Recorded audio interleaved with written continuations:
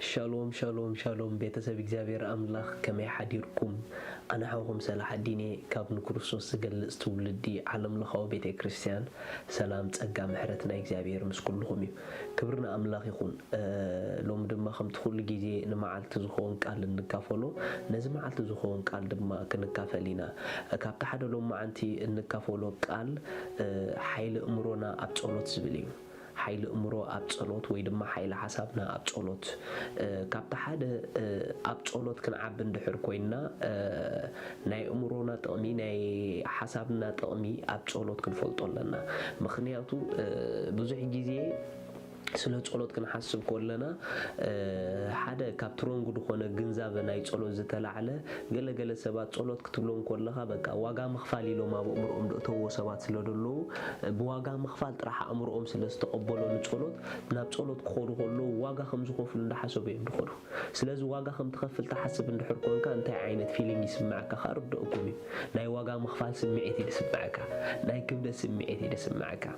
ريخوم ننجرات بقبو نتقاملهم بقبو نتوم نجرات نريهم ترى خوينا يو صلوت واقع مخفال يكونن صلوت بقى تسبل هيجر صلوت ناي كبر سفرايو صلوت اتلعلو كل زخونه እግዚአብሔር مسؤول كتزرارب زخفتل كام مدرخيو سلاز صلوت بقى تعدلتي وهبتو يو ኢየሱስ نزل ዓለም ጎይታዩ በቃ ዘገርም opportunity ተዳርሎ ኮይኑ ናይ ጸሎት እዩ እግዚአብሔር ንኽንጽልዕ ዕድል ዳሃበና ስሙ ይባረኽ እግዚአብሔር ምሳና ጊዜ ኾሰድ ዕድል ዝኸፈተልና ስሙ ይባረኽ ስለዚ በቃ ናይ ጸሎት ጊዜና ካብ ተሓደ እንዳተሓጎስና ናብ ጸሎት ክንከይድ ዝገብረና በዝርድኢት ንፈልጦ እንድሕር ኮይና እዩ واو لو مسبابا خرابي مسبابا خزارابي املاخي زبلن نكرالو افكاري دبلن نكرالو زمل له معالتيو بز عينات تحساسبا نصلوت اندحر فليتنايو نصلوت كل غيزي خنقوي خنجمرينا يسوع نزل عالم قويتايو غلغله سبب دما اب صلوت مسعاتنا حسابكا مطرناف اب صلوت زولو ناي امروها رول نعو بتخكل داي متقام دما نصلوت جميرنا قلطفنا خنقدفو يغبرنا يسل شونا قاچوچو يبلنا ندكم واي تتباهله كابت حدا ابصلوت بتخكل كنصلن نلو حزبنا كنكيدن زغبرنا امروي مخنياتو ابصلوتنا امرو عبترالو لمنتاي تفوتو ديكم نسمعتنا كله نابتنا እግዚአብሔር حساب اتيو بእግዚአብሔር ተቃኒዩ بእግዚአብሔር كم ዝጸምዕ بእግዚአብሔር كم نتنكف زغبرنا امرونا እዩ مخنياتو امروي نات ريسبونسيبيليتي ዝወስድ كل ጊዜ ክንጽሉ ኮለና እንተ ዳ حسابنا ናብዘድኩሙና ናብዘድሊ ነገራት ዝኾዱ እንድሕር ኮይኖም ስምዒትና ድማ ምስኡ እንታይ ክኾን ይጅምር ኮድቕ ይጅምር እንተ ዳ ስምዒትካ ወዲቑ ድማ ድኻም ኣሎ ቀይጨውጨው ኣሎ ዓቕሊ ጽበት ኣሎ ግዶፎ ይድመጸካ መጽሐፍ ቅዱስ ስለ ጸሎት ክዛረብ ከሎ ኣብ ቀዳማይ ተሰሎንቄ ከምዝብል ኢየሱስ ንዘለዓለም ጎይታዩ ሓንታ ሓጻር ቃል ከም በልኩም ካብ 16:17 ኩሉ ሰዓት ሓጎስ ኢሉ ቀጺሉ ግን ከይባትኩም ጸልዩ ከይባትኩም ጸልዩ ريهم እግዚአብሔር ኣብቲ ከይባተኸና እንጽልየሉ ዓለም ክንማላለስ ይዝደሊ ነገር ግን ኣብ ዝነበለ ዘኣትያ ህይወትና ክትማላለስ እንድሕር ኮይና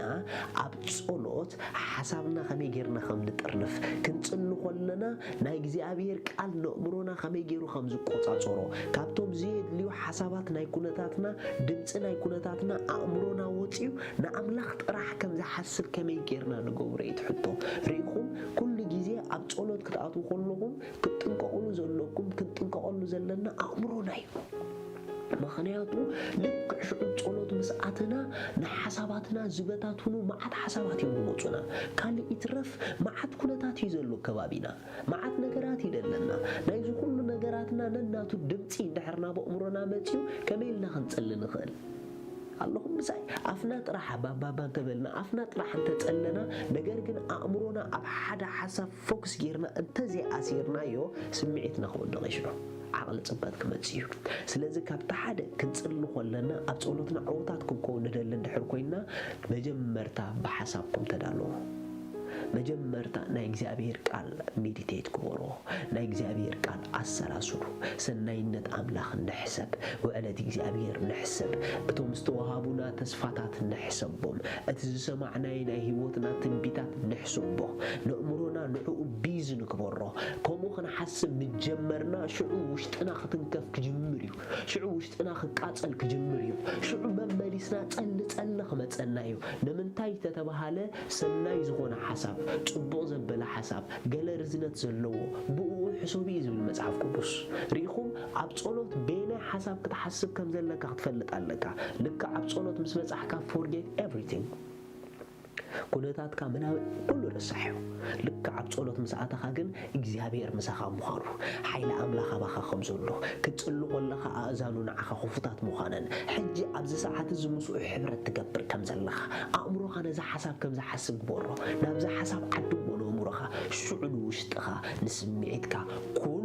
ብሓንሳብ ኣብ ትኽክለኛ ስፍራ ከም ዳኣትኽገብሮ እዩ ሽዑ ንኽትጽሊ ምሉእ ደስታ ምሉእ ባህጊ ሃንቀውታ ከበዝሐልካ እዩ ንምንታይ ተተባሃለ በትኽክለኛ ሓሳብ ነእምሮኻ ስለዘቃንኻዮ ብዙሓት ሰባት ክጽልይ እንዳደልዩ ዘይጽልዩ ሓሳቦም ስለደይጠርንፉ እዮም ኣብ ጸሎት ካብቲ ሓደ ገድሊ ዝኾነና ሓሳብካ ምጥርናፍ እዩ እዚ ከዓ ሲምፕል እዩ ንሓሳብና ዝጥርንፉ ጽቡቃት ዝኾኑ ቃላት ካብ እግዚአብሔር አሉ ናይ እግዚአብሔር ቃል አሉ ትክክለኛ ወርድ ውሰዱ ናይ ሓድሽ ኪዳን ወርድ ውሰዱ ዝተባሃለልኩም ወርድ ውሰዱ ኢየሱስ ጎይታ እዩ አሜን